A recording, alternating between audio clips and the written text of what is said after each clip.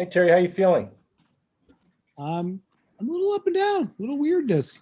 So the shot really impacted you? Oh man, Saturday I was flat on my back. It was crazy. Chills and everything. But Sunday I played a tennis match. I was fine. So With Ronnie? we were not partners, but Yeah. we were each victorious in our matches. So That's good. I believe we are live and it is 6 o'clock.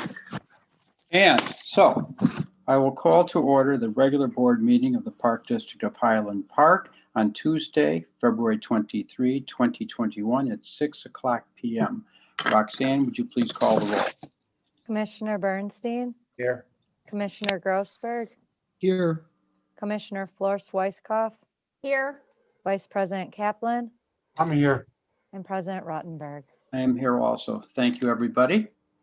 Let's go to the item on the agenda, additions to the agenda. Are there any additions to the agenda from our executive director or members of the commission? Hearing none, we'll go to the public hearing on the 2021 budget.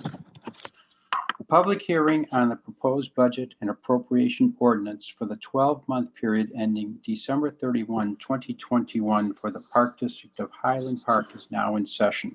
I guess I could literally put down a gavel. Roxanne, can you please take the roll? Commissioner Bernstein, Here. Commissioner Grossberg, here, Commissioner Flor-Swicekoff, Here. Vice President Kaplan, Here. President Rottenberg. I am here also, thank you. As required by law, the budget was, with the board's consensus, laid down for a period of 30 days. The document was available to be reviewed at the Recreation Center of Highland Park and the district's website. Also, in accordance with the law, notification of tonight's hearing was posted in the Highland Park News on February 11, 2021. Anyone wishing to speak will need to use the raise hand function in Zoom to indicate that they would like to speak.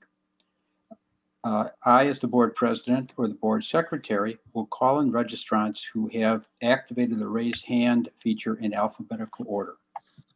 Is there anyone who wishes to speak? I don't see any raised hands. Roxanne, do you? We do not have any attendees, so we are good. Let the record show that there were no members of the community or board of commissioners who have chosen to speak on this issue. Executive Director Romes, are you aware of any written communications that were received relative to the proposed budget? No, I am not. I have not received any. Thank you. Is there a motion to close the public hearing? So moved. Is there a second? second, Is there any discussion on this motion? Hearing none. Roxanne, please call the roll. Commissioner Bernstein, Aye. Or here is, what am I calling? What's the motion? To close the proof? Yes. Aye. Commissioner Grossberg, yes, Commissioner Flor-Swicekoff, Aye. Vice President Kaplan, Yes. and President Rottenberg. I vote yes also. The motion is carried. We will move to the consent agenda, and at the request of Commissioner Bernstein, we will remove item B, approval of resolution 2021-02, granting utility easements.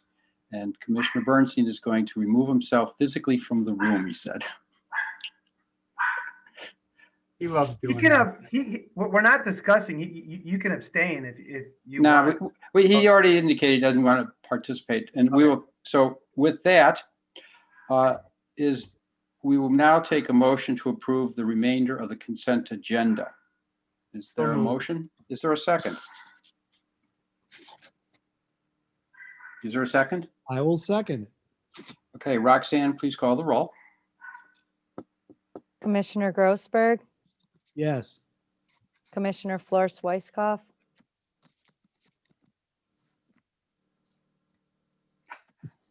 Vice President Kaplan, Yes. and President Rottenberg. Yes. I can Thank still you vote for the on- thumbs up, Lori. Let's Cal back can up. vote on this. Cal, you can vote on this.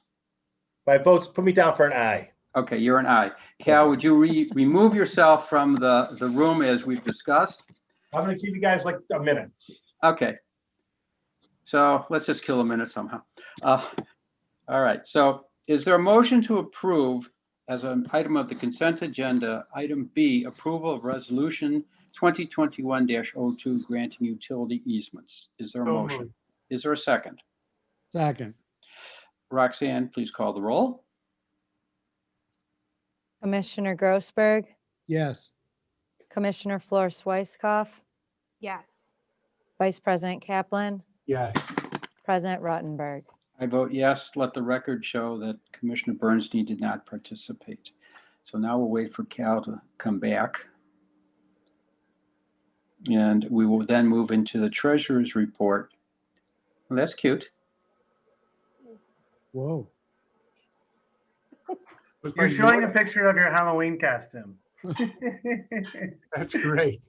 Oh my gosh. That's actually the rain ponchos from the Oh, the foundation. yes, sorry Oh, about that. but I apologize for the whoever picked out the ponchos that I called them a Halloween costume. Yeah, it was interesting. Oh my, okay. No, Are you in the boardroom? Are you guys still in the boardroom? I'm in the stage area. Oh, okay. all right. So let us move to the treasurer's report. God. Alrighty. Those are pretty nice ponchos, by the way. They were. Yeah. And, you know, we used them the night the roof blew off of the finance. They were stored in my office. I think that should be the image instead of this very staid financial forecast and treasurer's report. I think you should interject a little bit of mirth into this process. But with that said, you have the floor. Okay, so I just want to make sure then we're just seeing the one screen and it's large. It's not the double screen this time, right? Yes. Okay, thank you. Okay, good evening, everyone. And this evening we have our somewhat traditional financial forecast. It used to be called financial forecast due to COVID-19. So for 2021, we have revamped our presentations, the 2021 financial forecast and treasurer's report. So we have combined those two items from the board packet into one. And the first thing we're going to look at, so we're going to have some new slides today and some familiar slides. And I will just say that we looked at this at the Finance Committee on Thursday, and we are going to be tweaking this for February, but this does sit the way it looked on Thursday. But let's go through this.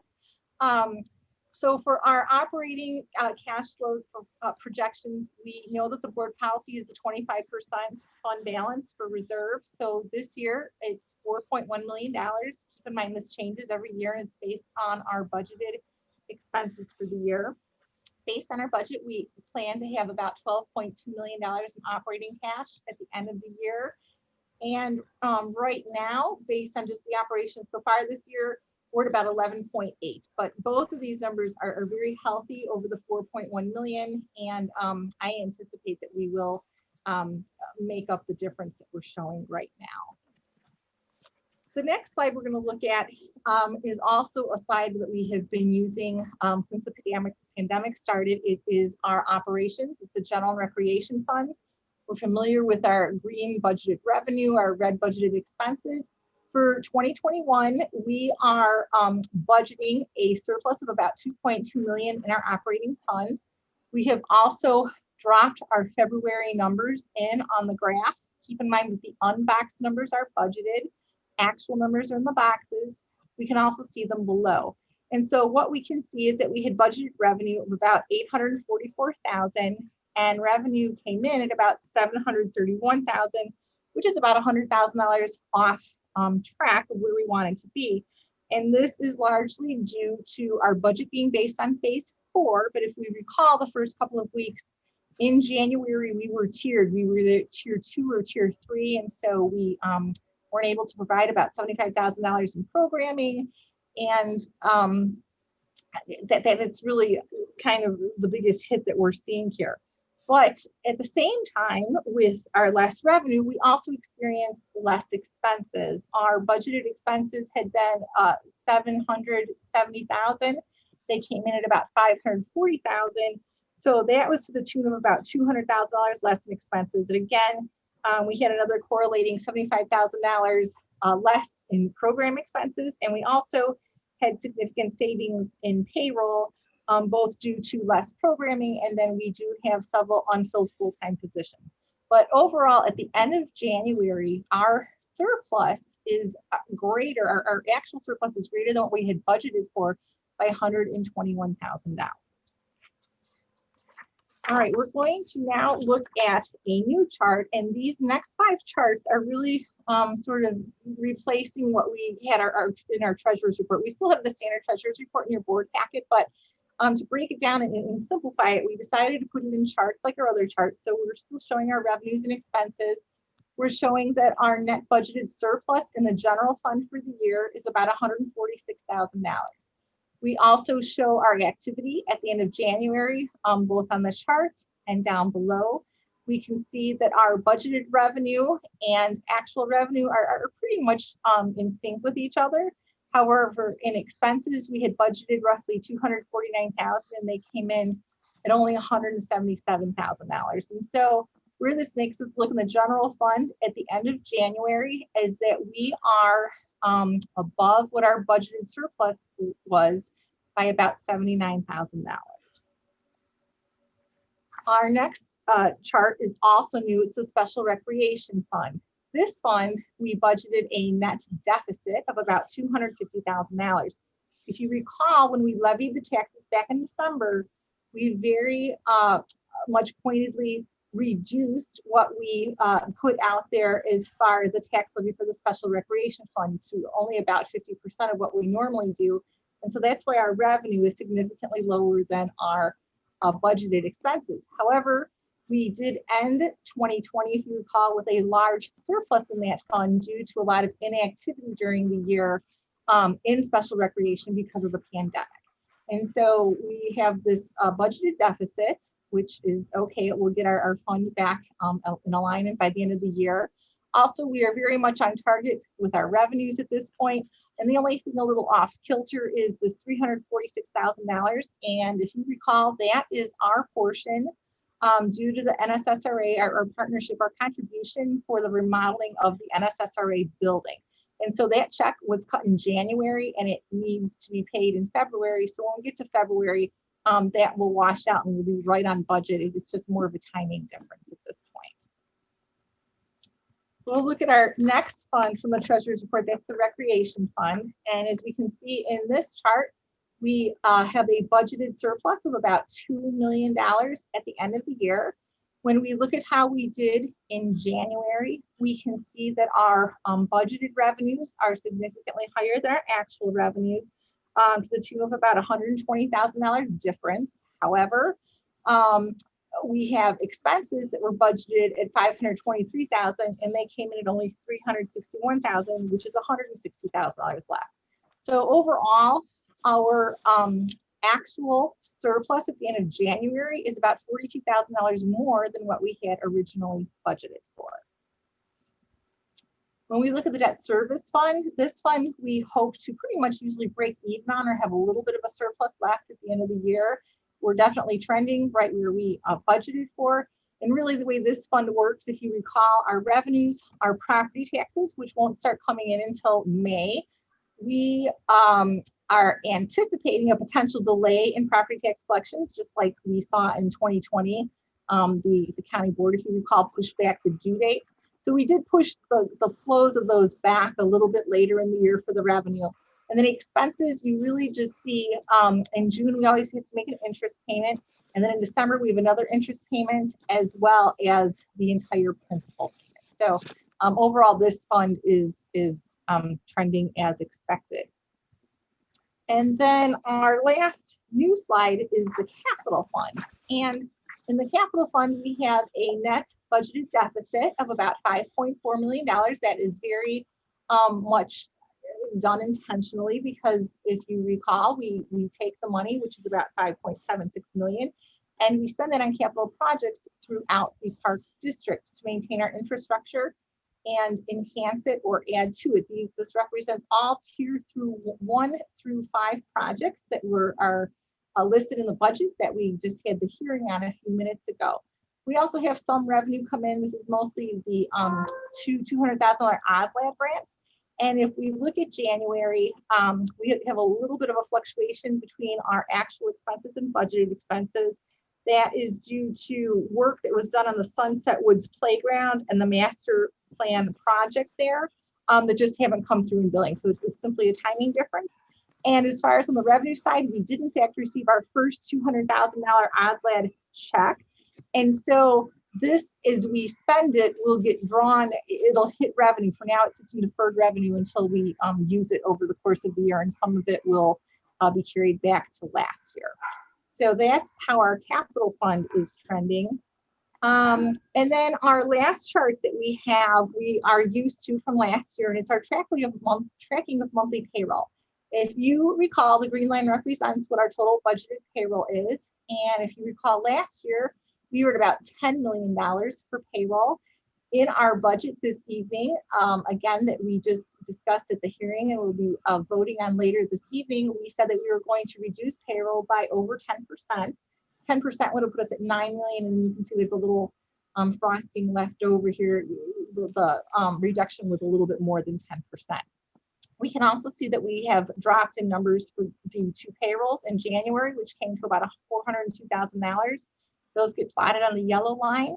And so our difference between our actual payroll and the budgeted payroll, we are at a savings or an under budget amount at this point, or a surplus, if you will, of about $68,000 in payroll.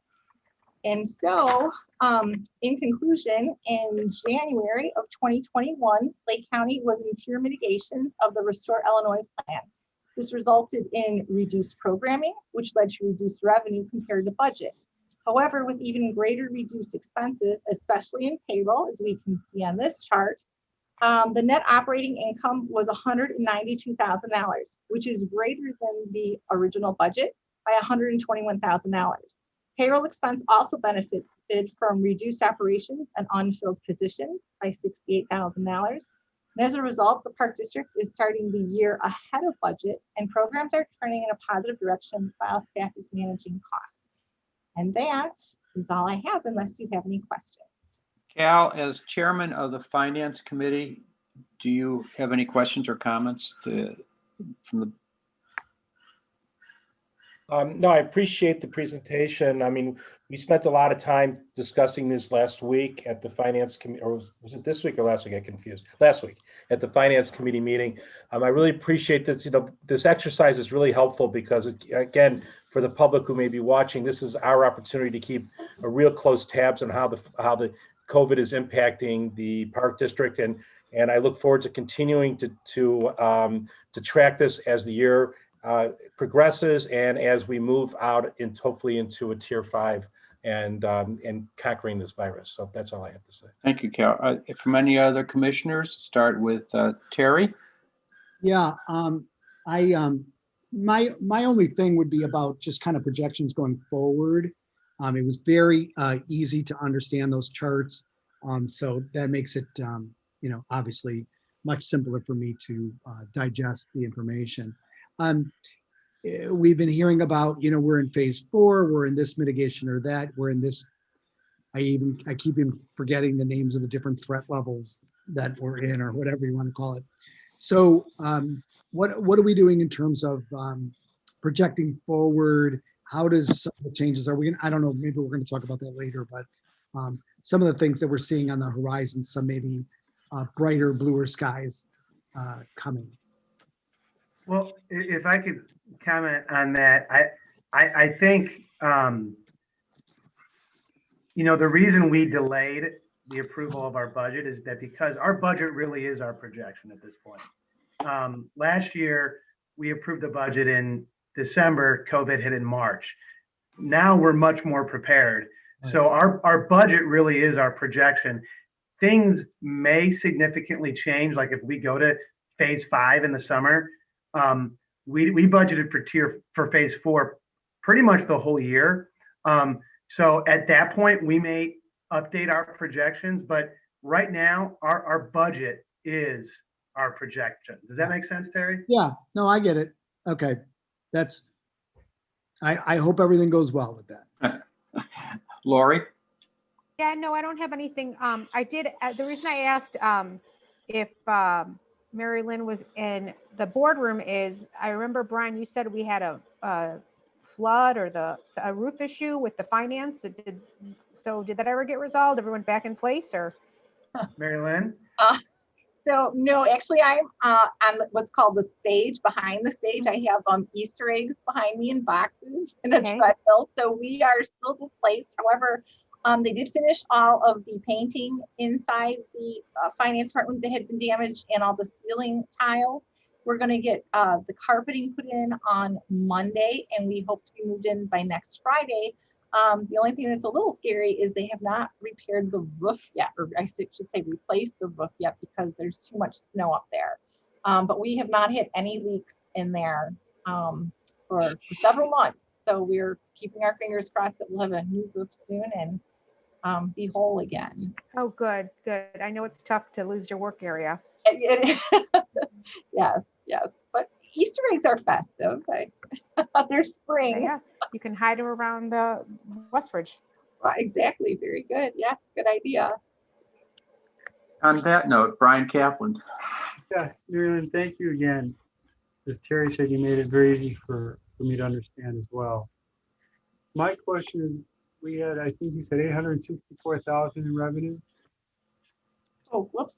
I can go back here. Which slide are you looking at? I think the first slide you showed revenue. Let me see here. So we show revenue. Are you talking operating the two funds combined?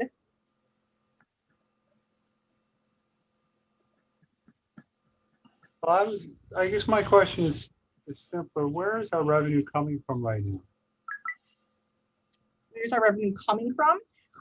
So What facilities or what programs are driving our current revenue?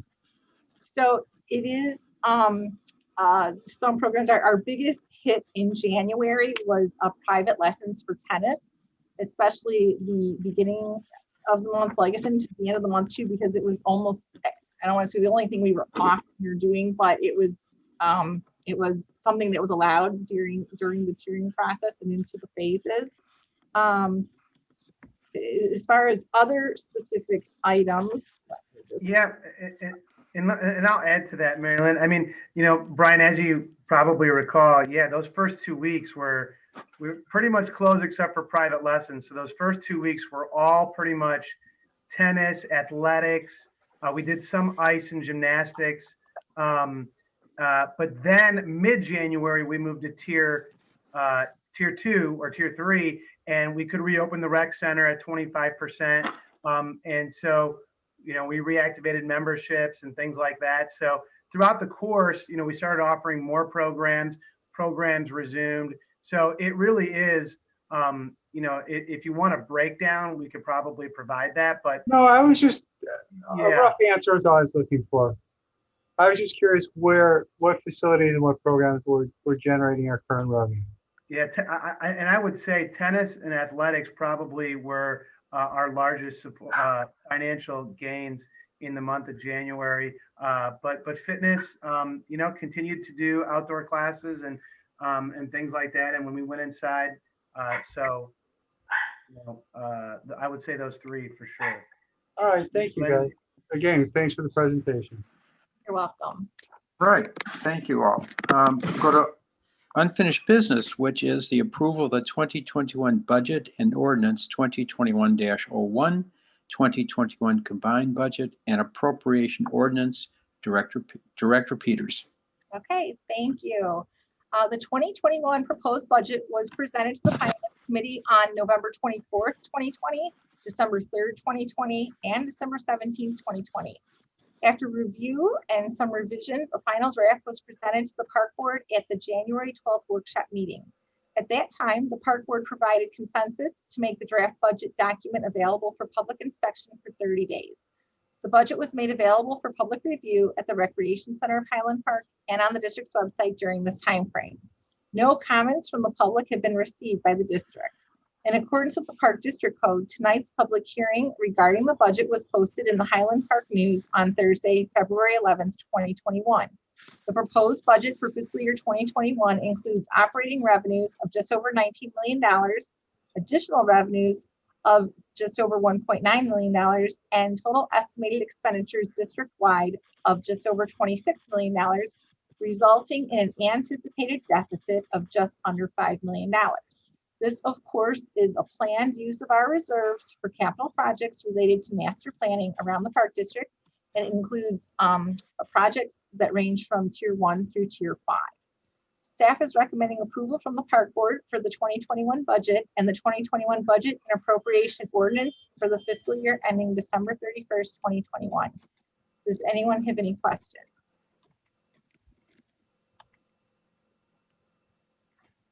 It appears not. So is there a motion to approve the 2021 budget and Mr. President. oh, President Mr. Murphy, I would just like to try to give the public one more opportunity to comment on the budget and see if anybody has any comment. If you can open it up again, please.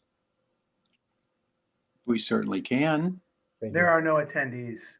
There's no attendees, Cal. I know, but someone may be, watching on YouTube or something wants to phone in. They would have had to have registered per the direction. All right, so nobody else wants to hear. Okay. Yeah, there's no other way at this point. Okay, then since there's no further public comment at all, I move for approval. All right. We have a motion that's been seconded by Commissioner Kaplan. Is there any further discussion? Seeing none, Roxanne, please call the roll. Commissioner Bernstein, Aye. Commissioner Grossberg, Yes. Commissioner Flor Swyskoff, Aye. Vice President Kaplan, Yes. and President Rottenberg. Yes, we have passed the resolution. The motion is carried unanimously. Thank you. Thank you. Sunset Woods Playground Renovation Final Design Contract. Manager Schwartz to present. There she is. She just moved from one place to another on my screen. That was weird. 3 times. All right, can you guys hear me? Yes, we can. Okay, I'm just gonna try to share my screen here.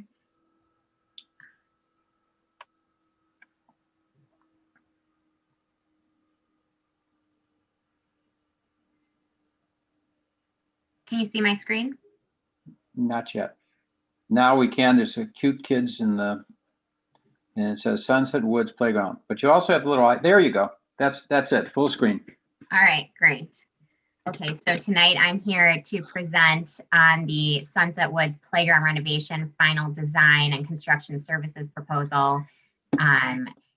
What we're seeking tonight is consensus for the board, from the board, to move forward with final design and construction services based on the proposal that we'll review tonight. So just a quick overview.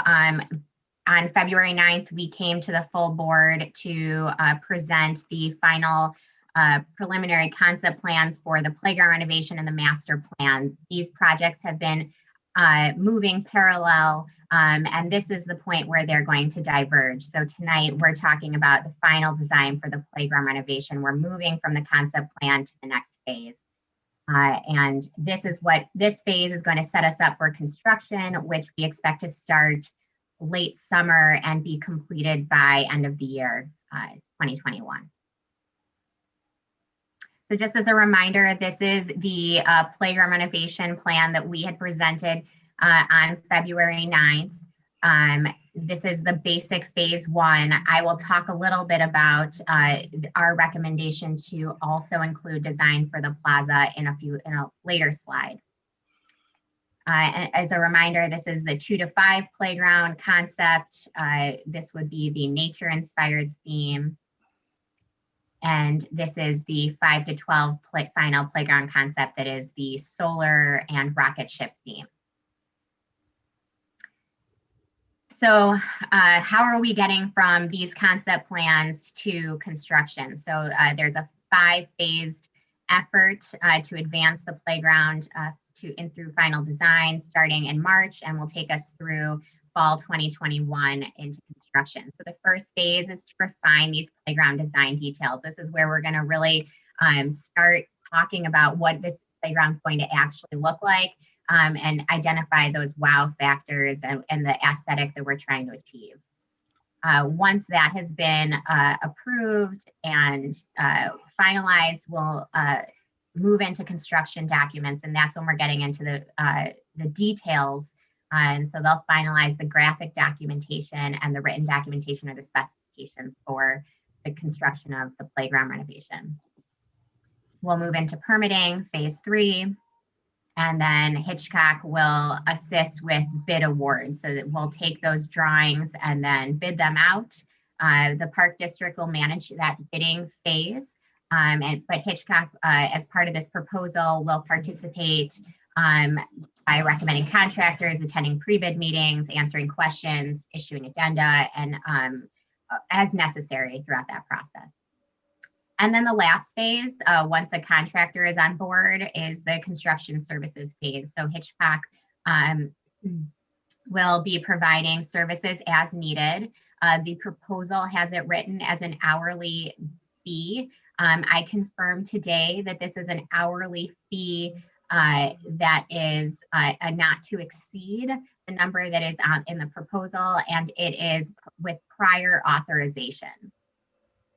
So those services could include construction administration, answering questions that the contractor may have, assisting with change orders if necessary, reviewing payouts, as well as occasional construction observations, so visiting the site. Are there any questions about the process that is outlined in the final design and construction services proposal? All right, hearing none, I'm going to keep going. All right, so the playground final design and construction services proposal. This is includes final design services and construction phase services, and these are in line with what we were estimated before we began concept plans. So that would be 8 to 10% for final design services and 2 to 2.5%, 1.5 to 2.5% for construction phase services. We're also including some additional services, reimbursable expenses, which is typical. That includes mileage and any printing that Hitchcock may incur. This is a not to exceed and will be spent as needed. 3D graphics and renderings. This is, I would consider this almost like a menu item. If we feel that this is necessary, this is something we can include. And the benefit here would be to help visualize what is going to be built, to help communicate where what this is going to look like. We may not feel that it's necessary, but we asked Hitchcock to provide us a price in case we would like to go down that route while we're in the process.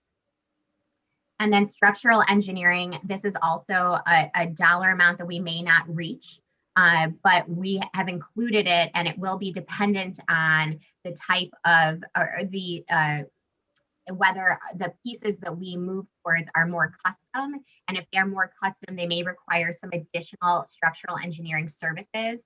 If they are more standard pieces, that structural engineering component is provided by the manufacturer. We are also recommending an alternate to include the play area plaza. This looks a little bit different than what you saw in the proposal.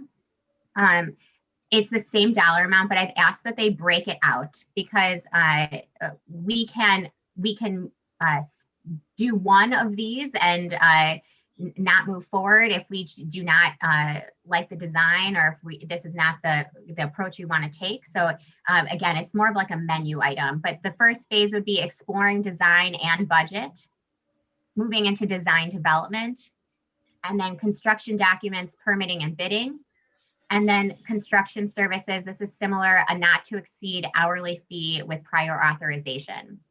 And that comes out to $7,200. With the playground and the plaza, we're coming just under $130,000, which is what the Hitchcock design provided as a design estimate for the playground. So we're under that budget with the plaza. We feel that there's a benefit of including the plaza because of the cohesion with the design of the playground and the possible opportunity to bid this out and see how it comes in with pricing.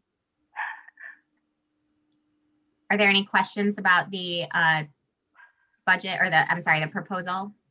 Amalia, could you go back to, I'm sorry, could you go back to show exactly what the plaza area is intended to be? And I know, I think you said at one point it's not necessarily located in that, but there's a general area that is, and the reason for it. Yeah, thank you. So this is this is the price for the alternate to just design and get us through final design and construction services. This is the concept that was created as part of the master plan. But Barney's right, the master plan is intended to identify activities and experience. The shape of this may differ, the size can differ. And so that's why I wanted to make sure to separate this out. First step would be exploring design and budget to see what this might look like to achieve what we've heard from the board, which is, or I'm sorry, from the finance committee. The direction would be to limit the amount of hardscape, protect trees, so to do and to come in at a lower price point. So that first step will allow us to explore the different opportunities. So again, like Barney said, it may not look like this, but this is trying to show the intent of providing a gathering space for the play area, as a place for parents to see the kids playing, kind of like a hub, a central spot, if you will. And my other question, and then we'll go to the commissioners. Tonight, we're looking for general concept approval, and then what other steps do we need as a board to take? I think we're looking for consensus or approval to give, and Brian, maybe you can you can phrase this better, but I think we're looking for approval on the proposal. Yeah, so we're recommending approval from the park board to authorize the executive director, me, to enter into an agreement for the proposal that Amalia just gave. So it would not exceed $129,000 based on those elements that are optional, but the other services would be included at a flat fee. So we need to approve this to move forward. Thank you. Questions or comments, starting with Cal? No, I don't have any questions. We had a long, drawn-out discussion about this at the Finance Committee, and I think it was the consensus of the Finance Committee to recommend this proposal to the Park Board, if my recollection is correct. Terry? Excuse me, glad to hear that. We also did have an extensive conversation about this in our Sunset Woods meeting.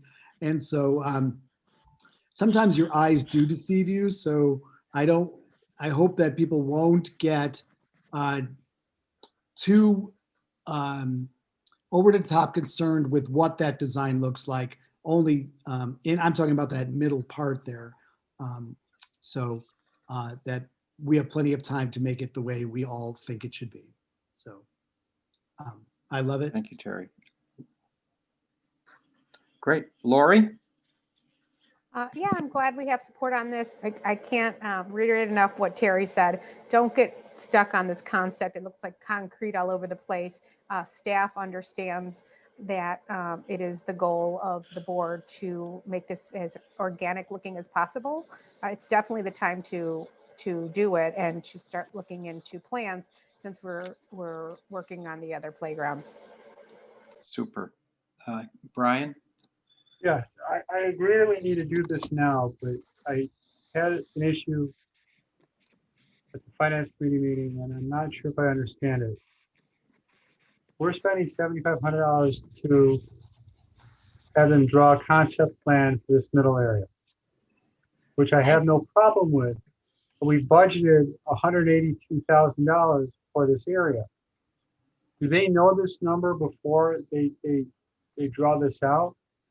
I think $182,000 is a lot of money for this type of area.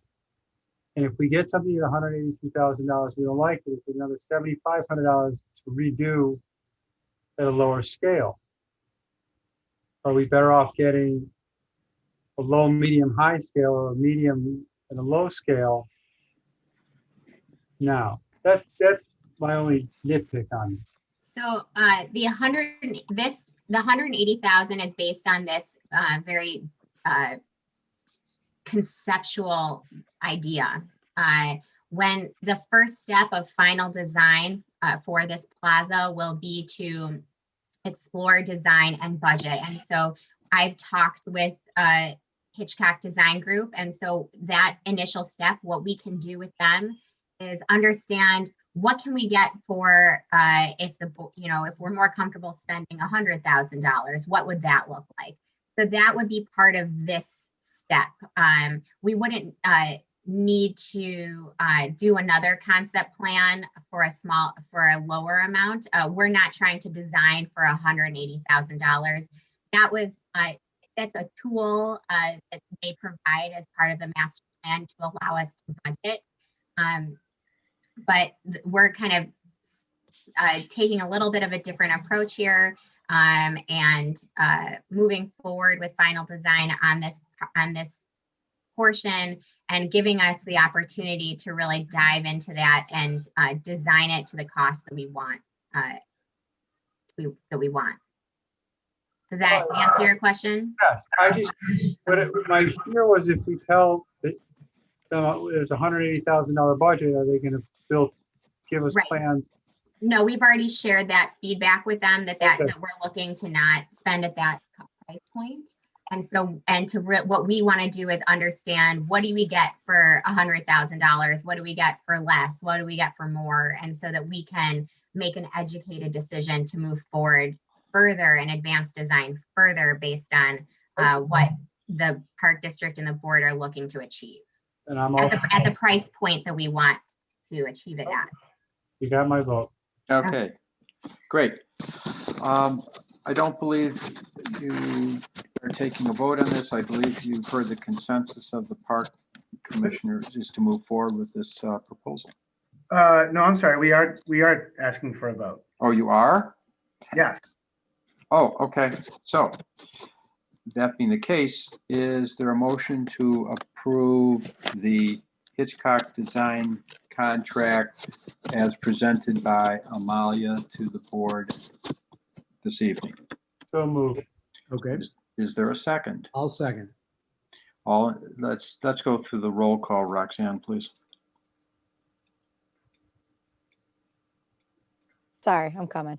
I know. Commissioner Bernstein, Aye. Commissioner Grossberg, Yes. Commissioner Flores Weisskopf, Aye. Vice President Kaplan, Yes. President Ruttenberg. I vote yes also. The motion is carried. Thank you, Amalia. Thank you. Rory David Deutsch, tot lot update, Director Smith. All right, thank you very much. So I'm here just to give a brief update on the Rory David Deutsch tot lot. So this park was constructed in 2001 with a donation from the Deutsch family. The property is owned by the Highland Lakes Property Owners Association, which is the neighborhood in which it's located. The Park District is responsible for maintaining the site through an agreement that's between the Property Owners Association, the Park District, and also the City of Highland Park. Now, the city's only involvement is to provide access through the site to an adjacent water body, but they're not involved in any other portion of the playground. Now, there's a 20-year term on this agreement, which is coming to an end on July 9th of this year. If the agreement is not terminated, then the agreement will renew for a 12-month term. So the tot lot itself is reaching the end of its life, and we have budgeted in our capital plan to replace it. And in starting this project, we started to look into funding opportunities as well and determined that unfortunately there are no outside funds available for this, similar to how it was when it was originally constructed. Therefore, staff have considered the option of terminating the agreement with the Property Owners Association and not replacing the playground equipment. Now, per the agreement, in the instance that the Park District terminates that agreement, the Park District must remove all equipment that was put in 2001 and also restore the site back to its original state, which was essentially a vacant lot. And so that would be more than just removing the playground equipment. It would also be removing all of the water fountain, the patio area, the gazebo, regrading the site. So it would be fairly significant work. In working on this process right now, staff are looking into what that cost may be. We don't have it just yet, but we are looking to determine what that cost would be. Now, staff have met with the Property Owners Association to discuss the termination of the agreement. It was proposed that rather than the district coming in and completely restoring the site, that in lieu of the Park District remove any playground equipment that we felt may be a future safety issue. So it would be very limited equipment. But then in addition to that, coming in and doing some smaller improvements to the site, basically coming to an agreement with the Property Owners Association of a state to leave the park so that it still is a park that they could utilize. But then the idea would be to hand it over to the association to maintain and manage moving forward, and the Park District would no longer be involved. So the association was in agreement with this approach, but what they requested was that we allow this agreement to go past its term, so it would have another 12 months in order to give both the association and the Park District enough time to kind of plan out what that approach would be and what we would do to the park. So we shared this information with the Finance Committee and did receive consensus to allow for that extension of the agreement. So this evening, staff are recommending to the board that we allow for the 12-month extension so that we can adequately plan for the next steps, and we are requesting consensus. Brian Romes, are we asking for consensus or a motion and approval to do that? Yeah, we don't need a motion and approval. We're really just looking for consensus because we're not really taking any action. We're just letting it roll over. Okay. Unless there wasn't consensus, which I believe we talked about this in finance as well. Okay. All right. Are there any comments, Cal? All I just say is I appreciate the staff's handling of this matter. I think it's appropriate what they proposed. There was consensus of the Finance Committee that we would recommend this approach. This is obviously a sensitive matter, and I really appreciate the level of care that the staff has exercised here. Thank you. Terry? No, I just wanted to see if I understood you. Did you say that the Finance Committee reached consensus or did not reach consensus? No, they did. They did provide consensus. Got it. Okay. No, then no, I can't. No, I'm good. Okay. Lori? Nope, I'm good. Thank you for the update. Brian Kaplan?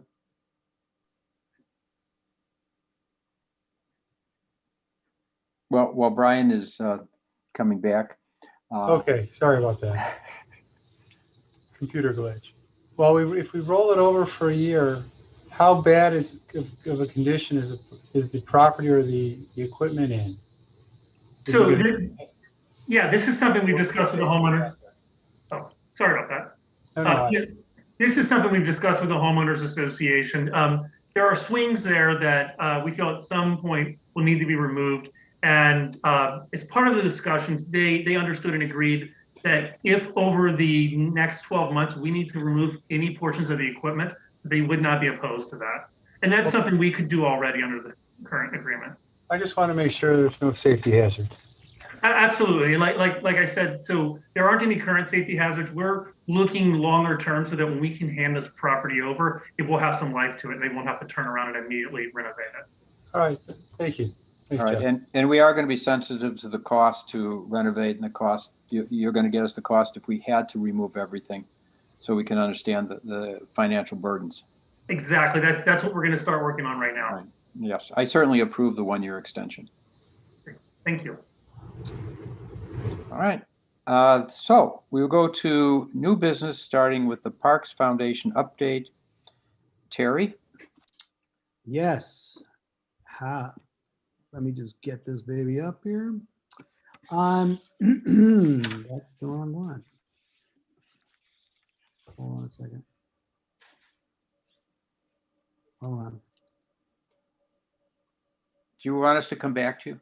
No, I have it in my downloads and it just disappeared. So just give me a second here. Okay. So there were some updates about, we've had discussions regarding the Youth Golf Development Center, that there's still a shortfall there. And we're trying to get some commitment from the foundation and for working with Joel Hirsch and others to try to meet that. And one of our board members is coordinating a sponsorship with his company that he works for. He joined us on the board. Lori referred to him before this. Rob is doing a great job with us. And it looks like he may be able to sponsor a significant amount for the foundation.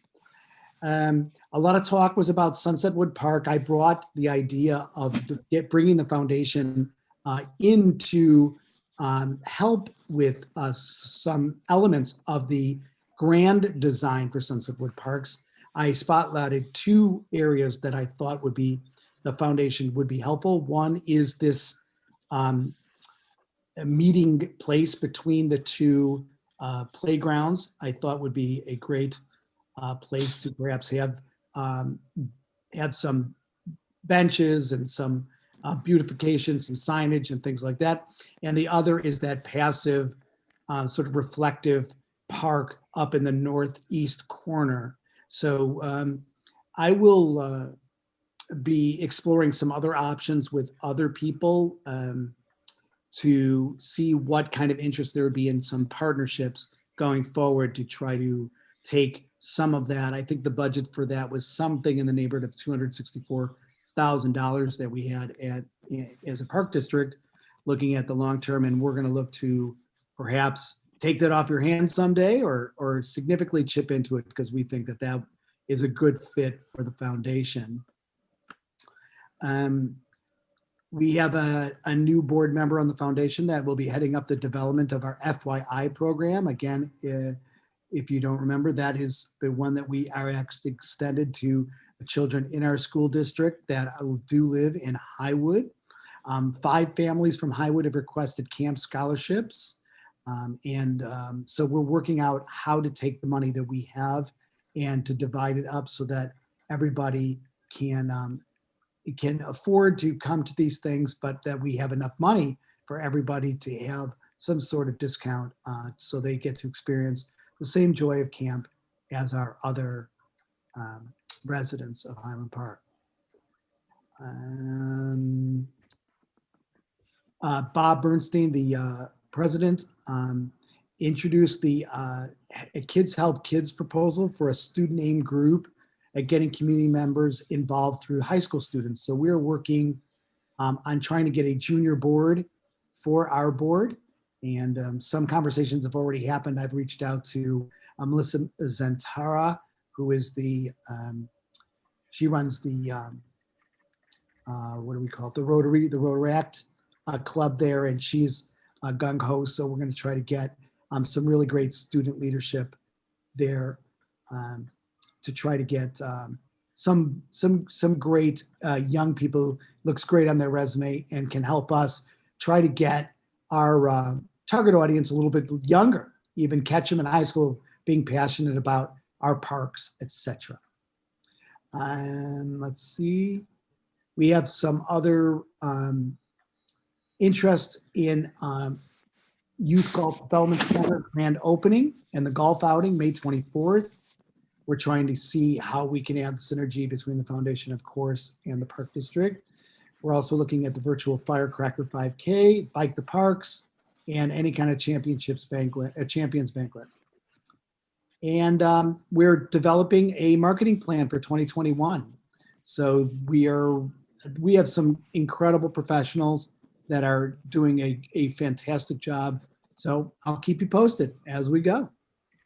Terry, what is the shortfall in the youth golf? That was my facility? question. It's $45,000, but a commitment from Joel Hirsch for an additional $20,000, and the hopes of raising $20,000 at the golf outing, plus having Rob get $5,000 from his company could narrow that to zero. Okay, but is that money that's already spent? I'm not No, sure. We won't spend until we have the money. Yeah, that was the So- commitment from the beginning. Yeah. But I'm sorry, is it that there's some finishing touches that are earmarked at 45,000 and the facility is going to be done, but for that, is that what I'm understanding? Yeah, Brian, obviously you should. Yeah, so our upcoming benchmark is April 1st. So that's our early registration deadline for the golf outing.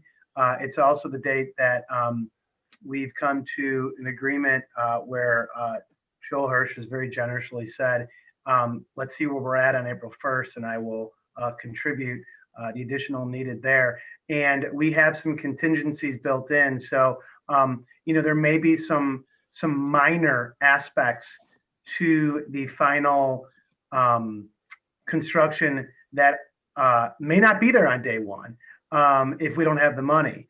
And so we're pretty confident that we'll get there, but we won't spend money that the foundation doesn't have. And those elements will not be necessarily critical to the opening of the facility. Okay. Are there any questions, Cal? No, I recruited enough guys for a foursome, so I'll be at the outing. So thank you. That's great. Lori? Okay, That's Brian? really nice. I was just going to say though, the donation that and it's nice to have a very devoted golf passion resident like that who continues to support golf in any way he can. It's very lucky to have Joel. Brian, do you have questions or comments? I'm glad we're helping the kids from Highwood. Absolutely. Terry, thank you. You're welcome. Good. Communications and marketing update, Director Gogola. Hey, but before Oh, I'm Liz sorry. No, that's Yeah. okay.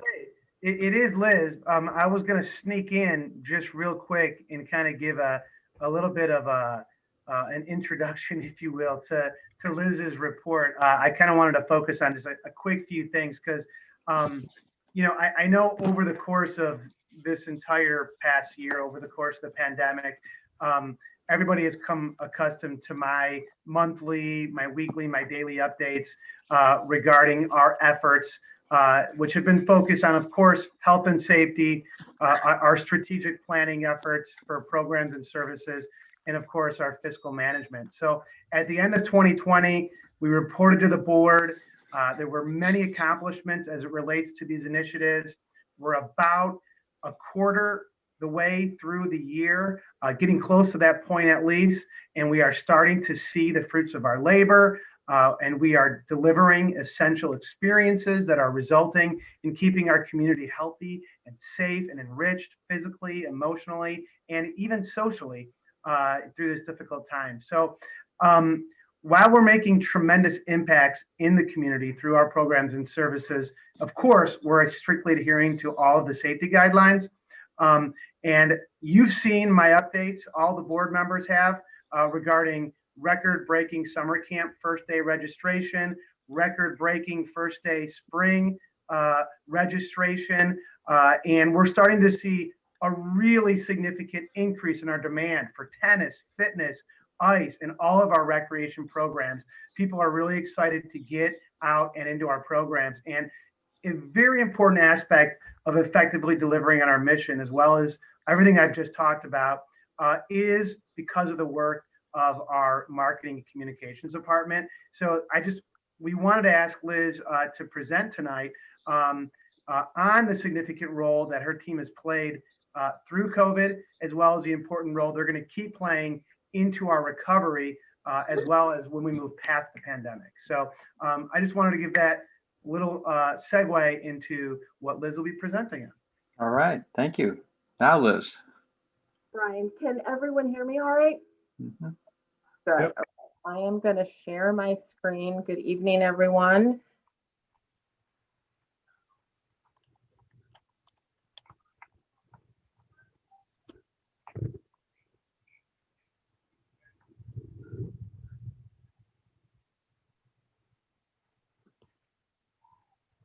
Okay, can you see the big screen? Great. This evening, I just wanted to give you an overview of some of the initiatives and projects that we've been working on over the course of the last several months, keeping our residents informed about all of the news and events and programs and projects and activities, as well as building and protecting the Park District's brand. So I kind of overdid it a little bit on graphics, so I apologize, but hopefully you'll appreciate the pretty pictures. The vast majority of the work, as Brian said, that we've been doing over the course of the last several months has been really communicating all of the changes that have gone on at our district, things that are affected by COVID, whether it's programming, our facilities, our parks, our beaches. So keeping that information updated through all of the channels that we have available to us, whether it be through media relations, also working with the city to share information with them and asking them to post our updates and news items on Facebook, on Instagram.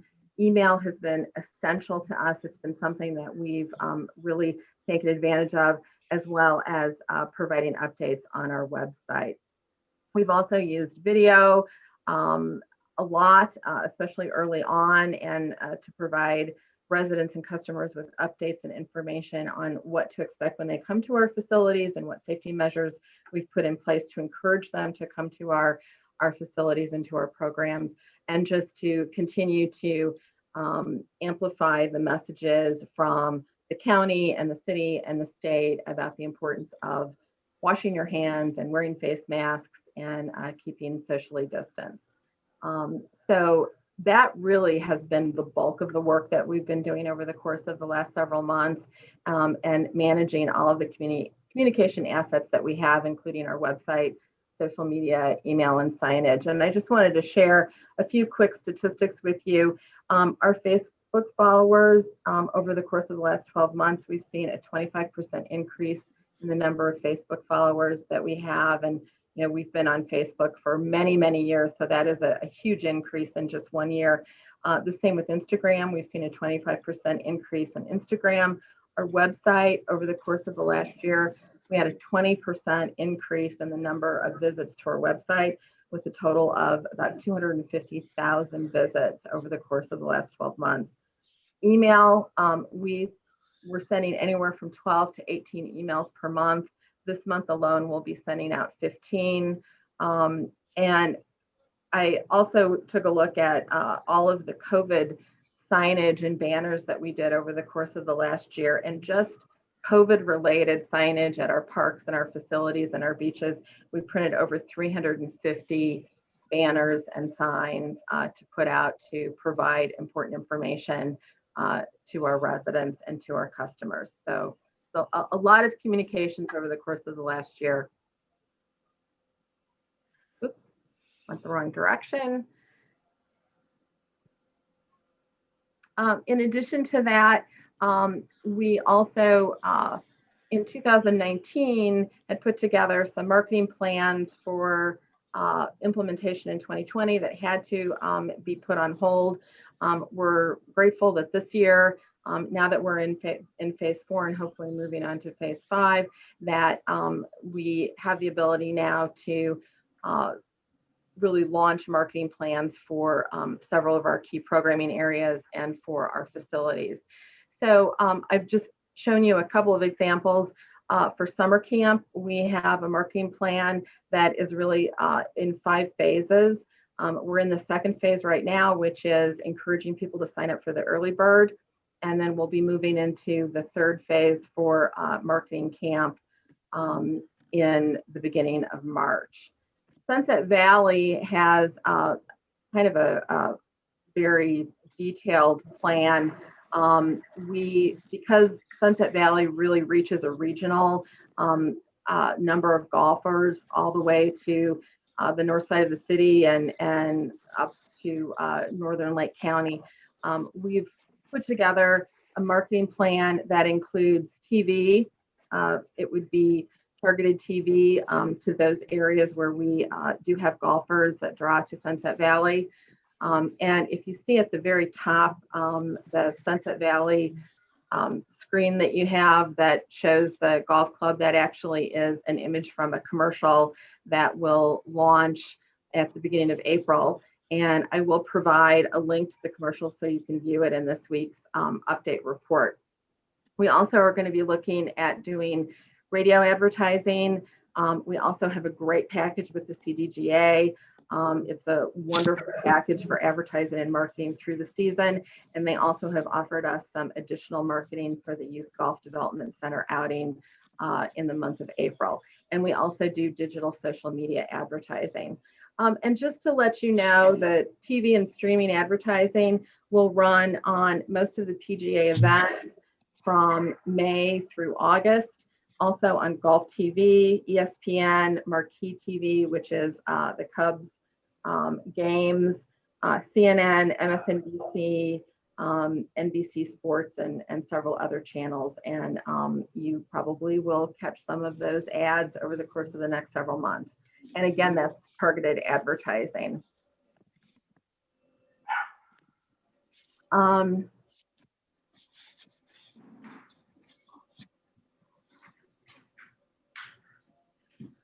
addition to marketing planning and communications, we also do a lot of brand development. I know you're familiar with some of the brand development we did for Sunset Valley when the course opened in 2018 and continued it through 2019, and we'll continue with that kind of messaging and brand image through 2021. We also did brand development for Park School, and most recently for the Fitness on the Go app that we did for Sunset, or excuse me, for the rec center.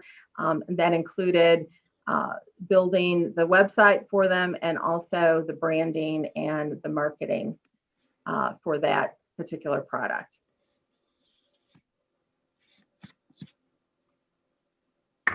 In addition to that, we're working on the Youth Golf Development Center grand opening, which Terry talked about earlier.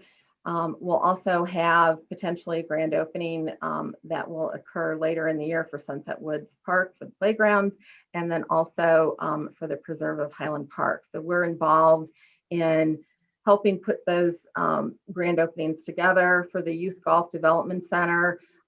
We have sponsorship opportunities that we're selling, marketing, getting people to sign up for the outing. Also, we have a media kit to invite media to the event and get them to cover it, as well as invitations to VIPs to attend the ceremony and hopefully also participate in the outing. Any questions on any of this as I'm moving along? I'm very impressed. I don't have any questions. In addition to branding and communications, over the course of the last year, marketing took over sponsorship and advertising. In 2019, we sold about $35,000 in sponsorship and advertising, and we really took a hard look at assets and opportunities that we haven't leveraged in the past, and we believe that in 2021, we should be able to sell close to $117,000 in advertising and sponsorship. Right now, we have over 300 companies on our prospect list. As of the end of last week, we were at 39% of that goal of $117,000. And we have a total sales to date of just over $45,000. So sponsorships are opportunities, new things that we had never leveraged before, sponsorship at Deer Creek, more sponsorship and advertising opportunities with our digital brochure. We even have a sponsor that we just brought on board for our dog park. We also are looking at gifting opportunities for the preserve of Highland Park, as well as just a normal special event type sponsorship that we do.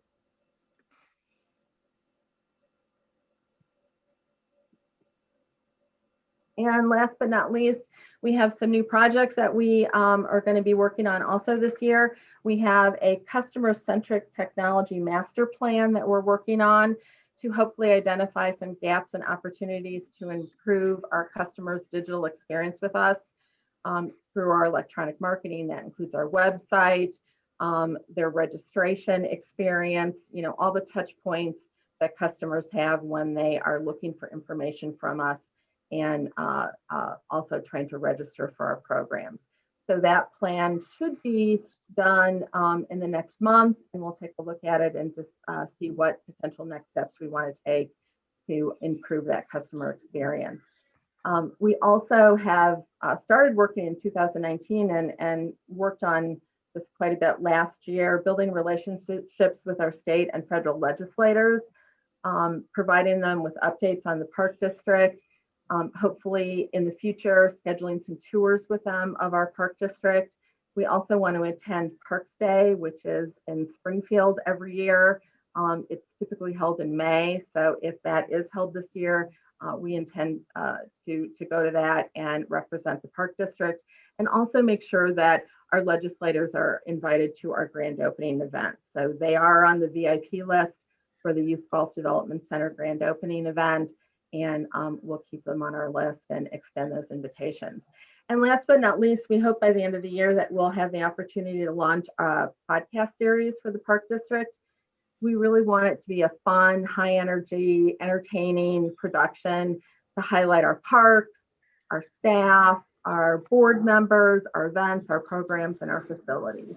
And that would be a monthly podcast. So that's pretty much a quick summary of some of the projects we've worked on, and open it for any questions anyone has. I'll start by saying I'm very impressed with the things I've seen, and this presentation was very, very informative. With that, we'll start with Cal with any questions or comments. No, I echo what the president said. Very impressive. Thank you. Thank you. Terry? I'm looking forward to seeing the commercial. That's gonna be cool. I'm gonna try to be there, in the background. Maybe I'll get some extra fee or something, for walking through. But good job. Thank you. A cameo appearance will be reserved for Terry. Exactly. Lori? Yeah, this is, you did a really nice job. I'm glad that you presented to us. There's a lot of times with marketing, we don't know what's going on, but it's going on. We don't know how we're getting the enrollments. We don't know how we're making all these numbers with revenue, but that's because of the hard work that Liz and her team is doing behind the scenes. I think that's fantastic. That's great. Thank you. Brian Kaplan? Spectacular presentation. I was really happy that Get on the Go fees are going to the foundation. That's awesome. Whoever came up with that is a genius. Thanks to Liz for a great presentation. I just have one question. Are we getting any feelers for naming rights for either parks or for some of our facilities? We haven't really. We do have a gifting program that we starting to talk to some corporations for the reserve. So there might be some opportunities with that. Thank you. Actually, I have something too to ask. So Liz, with the Sunset Valley commercials, my concern is that it's going to be successful like everything else you've done. What's going to happen what's the goal? To get events? Or because as it is, we're pretty packed right now, right? As far as tea times go. We were last year, but of course last year, golf was kind of the only game in town. So this coming summer, I think we'll be competing with the golfers' time and competing with other family activities and things that they'll be doing. So the idea is to continue to maintain the market share that we have and continue to strengthen those relationships with those golfers. Yeah, not to mention the opening of Northbrook Sportsman. Yeah, that's a big threat that we have in the coming year. Not called Sportsman's anymore. What? They renamed it. Oh, right. What's it called? Willis Tower, the Willis Tower. Oh. I can't remember. Oak something. Yeah. Well, it's like in Harry Potter. You don't mention the name of the Dark Lord, so We're not worried. let's not give him any advertisements. No, it's okay. It's only friendly. It's friendly. All right, Liz, thank you. Thank you. We will now go to Executive Director Romes to present the director's report. You know, the only thing during this time that I really wanted to talk about was just a little bit about our lakefront. During this time of year, it's obviously beautiful down by the lake because of what they call these ice shelves. However, since this is a public meeting, people may be watching, what we want to really emphasize and point out is how dangerous those ice shelves are.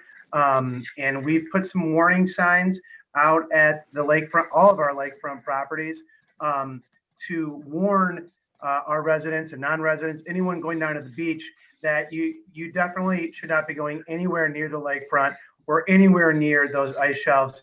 The risk is way too high. And so we've posted those signings. We've given public service announcements through email, through Facebook, through Instagram. We have staff checking on things, whenever they can and when they're down there, because obviously safety is very important. And I know people love to see this beauty as they do in national parks and other things like that. It's great pictures, but it should be pictures from afar, and nobody should be going anywhere near those ice shelves. So I wanted to share that message. I wanted to ensure the board that we are doing everything we can within our abilities to message that and provide safety warnings, and of course public listening, reinforce that message. So that's all I wanted to give in my update, and certainly entertain any questions or comments. Oh, seeing and hearing none. Are there any board comments under the new business part of the agenda? No takers. Now we'll open to the public to address the board, but let me ask, is there anybody that we know is participating from the public? No attendees. All right, thank you. We are going to go into closed session, Brian, right? Right. Yes. Is there a motion to go into closed session pursuant to the following section of the Open Meetings Act, Section 2C21, the discussion of minutes lawfully closed under the Act, whether for the purpose of approval of said minutes or for conducting the semi-annual review of the minutes set forth in Section 2.06 of the Act? Is there a motion? So moved. Is there a second? Second. Roxanne, please call the roll. Commissioner Bernstein, Aye. Commissioner Grossberg, Yes. Commissioner Flor-Swyskoff, Aye. Vice President Kaplan, Aye. President Ruttenberg. Yes, thank you. We are now in closed session.